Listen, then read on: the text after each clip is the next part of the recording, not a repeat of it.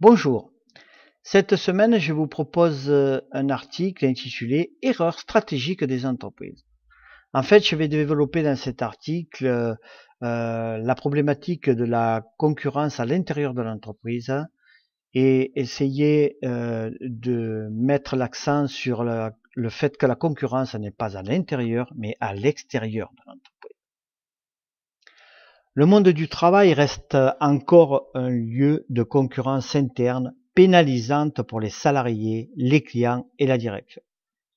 Pourtant, cette culture, qui a montré ses limites par les conséquences des comparaisons entre les salariés, toutes fonctions confondues, reste très présente dans les entreprises privées comme dans les services publics. Nous sommes là dans une démarche qui conduit à une mauvaise ambiance, des jalousies, de la tricherie, des coups bas. Vous le savez, vous le vivez. Rien de positif dans une telle démarche que je conseille aujourd'hui d'abandonner au profit d'une vision plus humaine, responsabilisante, tournée vers le capital le plus précieux de l'entreprise, les hommes et les femmes. Vouloir aligner la performance de ses collaborateurs sur le meilleur est une grave erreur. Cette décision est la preuve d'un manque de discernement de la direction. Nous sommes tous différents et possédons une capacité de travail qui nous est propre et répond à notre nature, notre expérience, nos compétences et notre volonté indépendante. J'ai dit volonté indépendante car elle ne dépend que de nous et pas des autres. Cela ne veut pas dire qu'il ne faut pas évaluer ses collaborateurs, ne pas leur donner d'objectifs, mais le paradigme managérial doit changer et s'attacher davantage à deux axes importants. Le progrès par rapport à soi-même et non par rapport aux autres, la capacité du salarié à travailler avec les autres et à participer activement à la synergie d'équipe.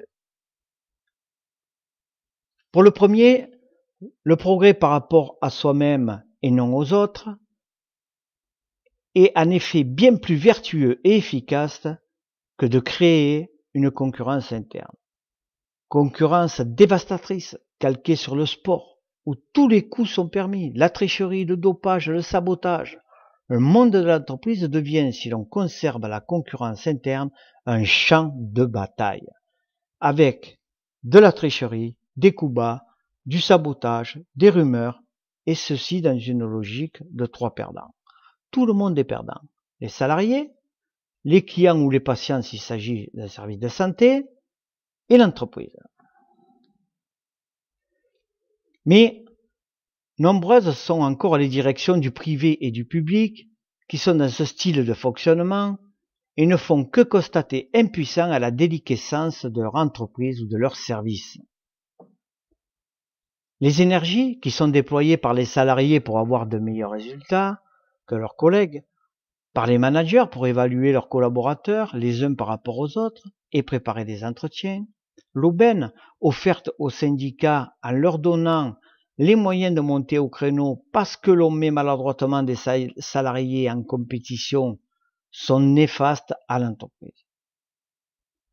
L'entreprise perd le cap, les salariés le sens du travail et les clients ou les patients la qualité du service qui leur est rendu. Il est donc urgent de changer de paradigme managérial et de mettre le salarié au cœur de l'entreprise en tant qu'acteur, créateur et apporteur de richesse, plutôt que de le laisser comme un équivalent temps plein producteur de tâches. Par conséquent, il faut mettre en place ce nouveau paradigme par le second axe, faire en sorte que le salarié développe sa capacité à travailler avec les autres et à participer activement à la synergie d'équipe. C'est une méthode plus humaine qui a pour objectif trois gagnants.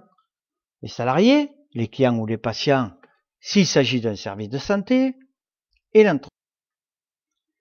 Il y a un besoin fort de donner du sens au travail des salariés, de les impliquer comme acteurs, créateurs et apporteurs de richesse, les reconnaître dans leur réussite lorsqu'ils ont travaillé correctement, et non pas de leur faire des remarques en développant un discours négatif, ce qui est bien souvent ce que l'on me dit lorsque je réalise des formations ou des accompagnements en entreprise.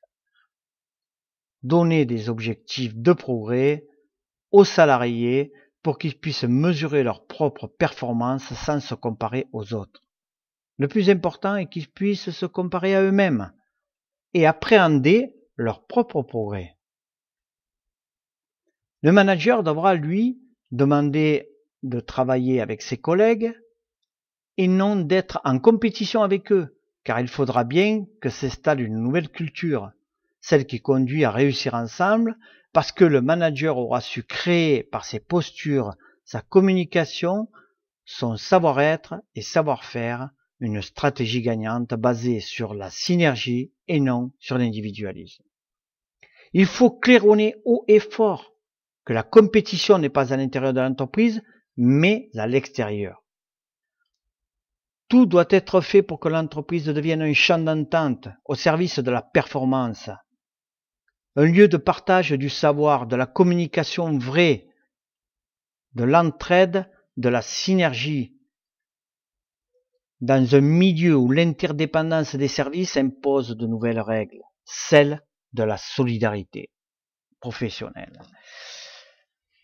L'énergie de tous doit être concentrée pour faire la différence avec la concurrence extérieure, car les seuls qui gagnent et gagneront demain seront ceux qui auront la capacité à puiser dans chacun des salariés le meilleur de ce qu'il peut donner. N'oublions pas que ce sont les hommes et les femmes qui composent le corps social de l'entreprise, qui inventent, innovent, organisent, produisent, décident. Alors attention, ne les substituons pas à la machine, car cette erreur serait fatale à l'entreprise. Si les directions des entreprises et des services publics instaurent une telle culture, ils vont renouer avec la réussite, la bonne ambiance, l'envie de venir au travail. En fait, l'ambiance délétère, les arrêts de travail à répétition, les mauvais résultats, le manque de motivation n'est pas le fruit du hasard, mais simplement d'erreurs stratégiques répétées depuis de nombreuses années, ce qui a conduit à un manque de confiance et à une rupture entre les salariés et la direction. Rien n'est perdu, le challenge est important, mais il vaut le coup de le relever ensemble plutôt que de laisser la concurrence interne ronger l'entreprise comme une maladie endémique. Bon courage et à bientôt pour ce nouveau challenge.